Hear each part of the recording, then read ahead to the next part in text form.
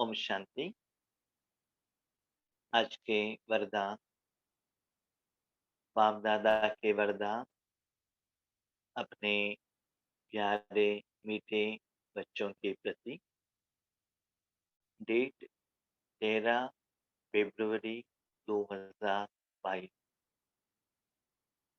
वरदान है, शांति की शक्ति से संस्कार मिलन द्वारा सर्व कार्य सफल करने वाले सदा निर्विघ्न भव। शांति की शक्ति से संस्कार मिलन द्वारा सर्व कार्य सफल करने वाले सदा निर्विघ्न भव। हर मनुष्यात्मा हर रोज जो कर्म करता है, यही चाहता है कि हर कर्म में सफलता हो। लेकिन हर दिन जो हम कर्म करते हैं, उसमें एक्सपेक्टेड फल नहीं मिलता है। तब हम कहते हैं विघ्न आ गया है, रुकावट आ गई है, परिस्थिति आई है, समस्या आई है। इसका कारण बाबा बता रहे हैं। हर आत्मा चाहती है कि उनका हर रोज का जो दिनचर्या है, जिंदगी है, निर्विघ्न भी हो और सफल भी हो। लेकिन हमने ही किया हुआ विकर्म, नेगेटिव थॉट्स, जिस आत्मा के प्रति, जिस पंच तत्वों के प्रति, जड़ और चैतन्य चीज के प्रति जो भेजा है, वही सफलता में बीच में विघ्न के रूप में आ जाता है। तो निर्विघ्न होना है तो क्या करना पड़ेगा? ट्रीटमेंट तो देना पड़ेगा ना, विघ्न को तो हटाना पड़ेगा। कुछ बीमारी आ गई तो टैबलेट्स लेना पड़ेगा ना, इंजेक्शन तो लेना पड़ेगा ना। तो कुछ ना कुछ पेमेंट करके वो अकाउंट सेटल करना पड़ता है। जैसे हम देखते हैं, ऑफिस में जाते हैं, काम नहीं होता है तो क्या करना पड़ता है? थोड़ा पैसा देना पड़ता है, फीस पेमेंट करना पड़ता है, तब काम हो जाता है। तो वैसे ही बाबा कहते हैं, बच्चे आपको क्या पेमेंट करना है? शांति की शक्ति को पेमेंट करना। क्योंकि आपने उनको अशांति दी है, इसीलिए वो विघ्न के रूप में आपकी सफलता में रुकावट के रूप में बीच में आ गया है। हर समस्या का समाधान तो है। ऐसा कोई समस्या नहीं है इस दुनिया में ताकि उसमें समाधान नहीं है। तो बाबा ने ऐसे एक अच्छा विधि बताई, बच्चे कोई भी विघ्न हो, कोई भी समस्या हो, शांति का शक्ति दे दो, अकाउंट क्लियर हो जाएगा। जैसे आज दुनिया में आप देख रहे हैं ना, स्कूल में बच्चों को पेमेंट करना है तो पैसा चाहिए, फिजिकल हेल्थ चाहिए, ऑपरेशन करना चाहिए, पैसा चाहिए, कहाँ भी जाना चाहिए तो पैसा चाहिए, बच्चों को शादी करना है तो पैसा चाहिए।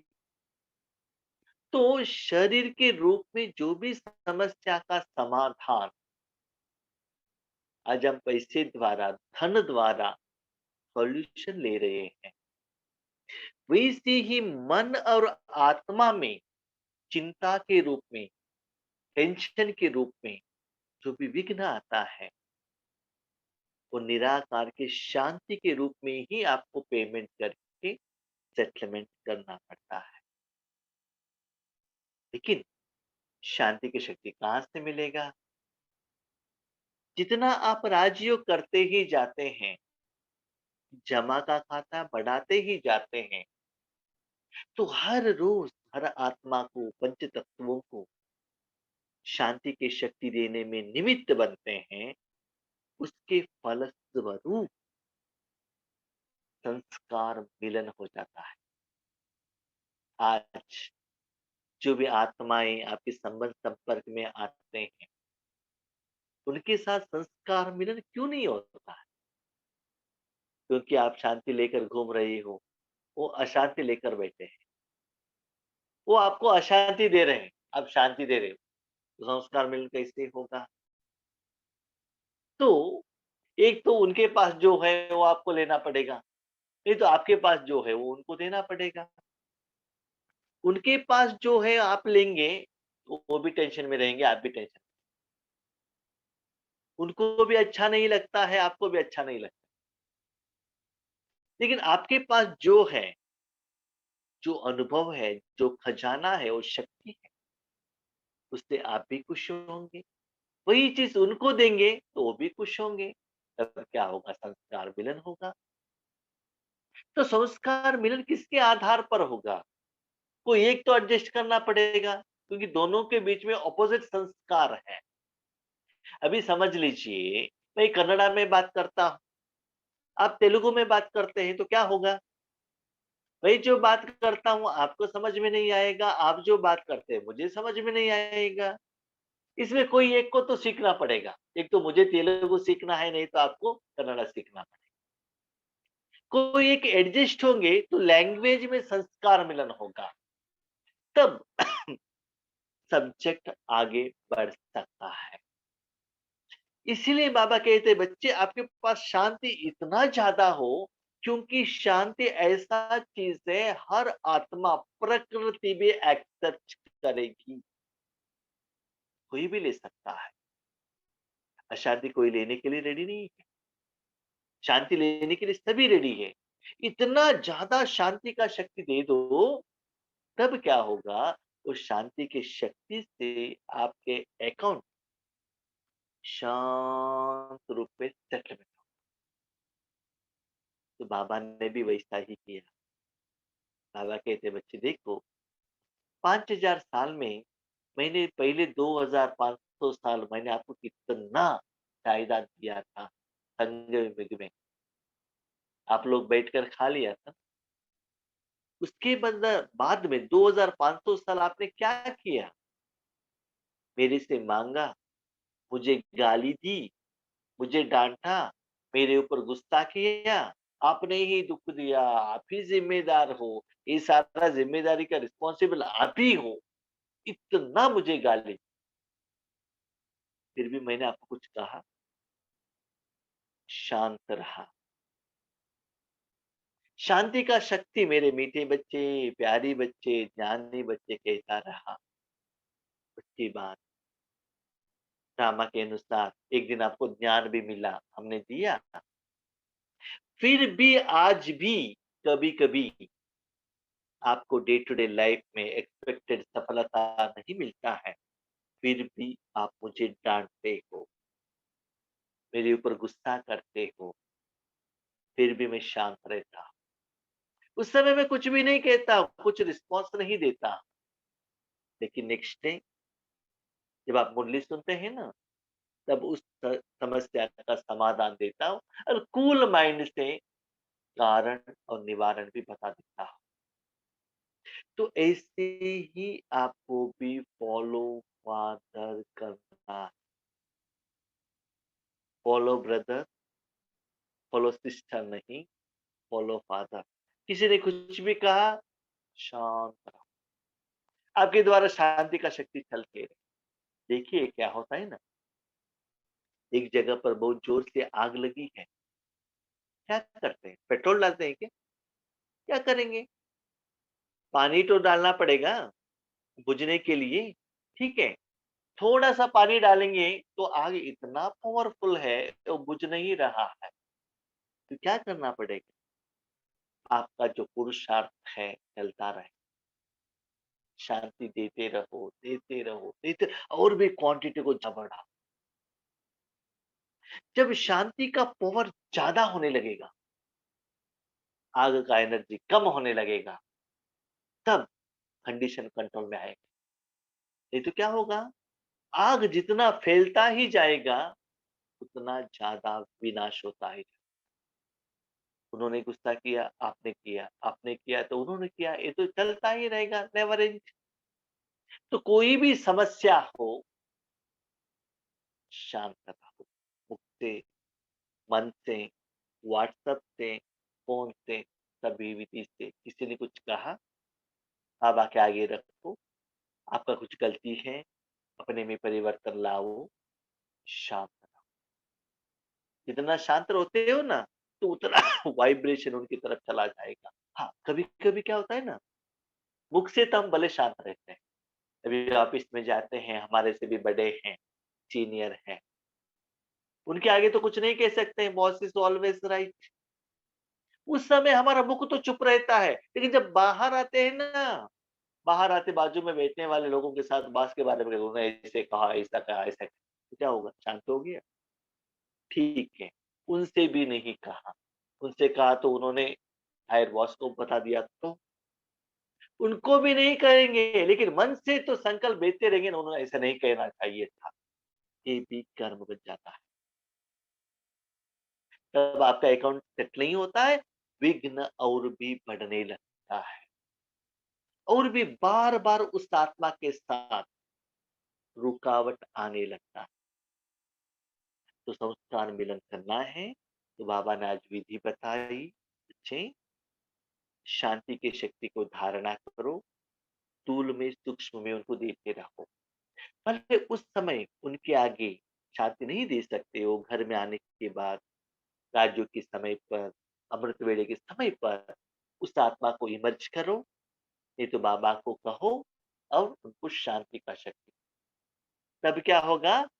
आपका अकाउंट सेटल होगा, दिन ब दिन विघ्न कम होता जाएगा, हर कर्म में सफलता आता रहेगा।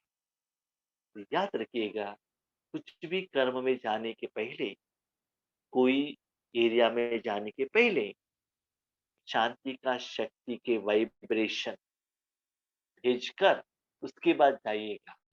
चाहे लौकिक हो, चाहे अलौकिक हो, ईश्वरी ज्ञान के बारे में हो, ईश्वरी सेवा के बारे में हो, शांति का शक्ति का प्रयोग करो, तब सफलता मिलेगी। सदा निर्विघ्न वही रह सकता है जो सी फादर फॉलो फादर करता है। शिव बाबा और ब्रह्मा बाबा दोनों को फॉलो करना पड़ता है। सी सिस्टर, सी ब्रदर करने से ही हलचल होती है। भाई और ब्रदर को क्या नहीं करना है? देखना नहीं है। किसको देखना है? शिव बाबा और ब्रह्मा बाबा को ही देखना है। और किसी को देखेंगे, वो करते हैं, हम नहीं कर सकते हैं क्या? हमारे से भी बड़े हैं, सीनियर हैं, वो हमारे ऊपर गुस्सा कर सकते, क्या हम क्यों नहीं कर सकते? क्या होता है? उनको देखकर उनका ये संस्कार आप धारणा करते हो तो हलचल हो जाता है। एक बार यज्ञ में ओम मंडली की तरफ बहुत रॉन्ग इन्फॉर्मेशन गया था। बहुत सारे लोग आ गए। उस समय यज्ञ में ब्रह्मा बाबा नहीं थे। सभी लोग आ गए सेवा केंद्र के अंदर पर जो भी साधन था वो सभी फेंक दिया और बहुत डैमेज किया। वो करके वो चले गए। तो सभी यज्ञवत्स ने सोचा कि बाबा आने के बाद बाबा को बता के पुलिस स्टेशन में कंप्लेंट देंगे। बाबा आ गए, सभी बच्चे गुस्से में थे, उसका असर पड़ा था। बाबा को बताए, बच्चे बाहर जो साधन है ना सभी अंदर लेकर आओ, चुपचाप रहो। कुछ पुलिस स्टेशन में कंप्लेंट देने का कोई जरूरत नहीं है। उन्होंने गलती किया तो हम भी क्यों गलती करें? ब्रह्मा बाबा शांत, ऐसे ही फॉलो फादर करना है। तो आज वरदान में बाबा ने एक शिव बाबा का स्थिति बताई, एक ब्रह्मा बाबा का स्थिति बताई। तो फॉलो फादर। अब बाप को फॉलो करते हुए बाप समान संस्कार बनाओ, तो संस्कार मिलन की रास करते हुए सदा निर्विघ्न रहें। देखिए, जितना बाबा आपको शांति देता ही जाता है, जितना समय उनके साथ में रहते हो, क्या होता है? शांति मिलता है। हमने भी बहुत बार देखा है, कभी-कभी बाबा से झगड़ा करते हैं, कुछ फाइटिंग करते हैं। उसके बाद है ना, ऐसा रिज़ल्ट आता है, जितना ज़ोर से झगड़ा किया था ना, उसके उतना ही ऑपोज़िट में आँखों में इतना खुशी का आँसू आ जाता है, बाबा थैंक यू। ऐसे आपने क्यों किया था? जी, अभी बताता हूँ। क्यों होता है? हम जितना गुस्से में थे, उतना ही बाबा शांत स्वरूप में धारण करें।